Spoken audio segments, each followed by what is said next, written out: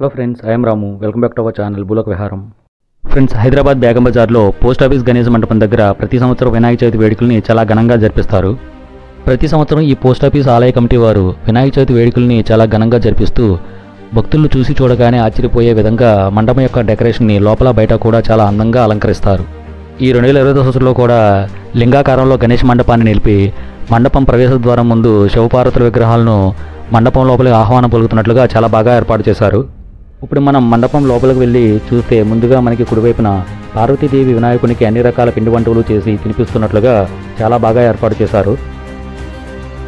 ఎడం వైపుకు చూస్తే రాముడు, సీత, లక్ష్మణుడు మరియు హనుమంతుల వారితో ఉన్న విగ్రహాలను ఏర్పాటు చేసి చూసిన భక్తుల యొక్క కళ్ళు మిరుమిట్లు గొలిపేలా రకరకాల రంగులు వచ్చే లైటింగ్ సెట్టింగ్ను ఏర్పాటు చేశారు.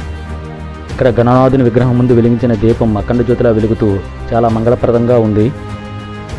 మనం ఎప్పుడా అని ఎదురు చూసే పోస్ట్ ఆఫీస్ గణనాథుని విగ్రహం ఇదే. ప్రతి సంవత్సరం డ్రై ఫ్రూట్స్ లడ్డూతో తనను నమ్మి కోరి వచ్చిన భక్తుల యొక్క కోరికలను తీర్చే కరుణామూర్తిగా, విఘ్నేశ్వరునిగా స్వామివారి యొక్క దివ్యమంగళ స్వరూపం చూడడానికి 2 కళ్ళు సరిపోవనే విధంగా ఈ విగ్రహం ఉంటుంది.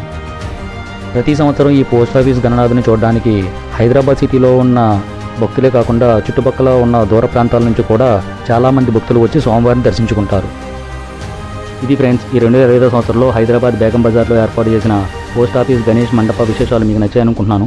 ఈ వీడియో మీకు నచ్చినట్లయితే తప్పకుండా లైక్ చేసి షేర్ చేస్తారని, అలాగే మన బులక్ విహారం ఛానల్ని సబ్స్క్రైబ్ చేసుకుని బెల్ ఐకాన్ కూడా ప్రెస్ చేసి సపోర్ట్ చేయాలని కోరుకుంటున్నాను. బై ఫ్రెండ్స్, బీ సేఫ్, సర్వేజన సుఖినో భవంతు. జై హింద్.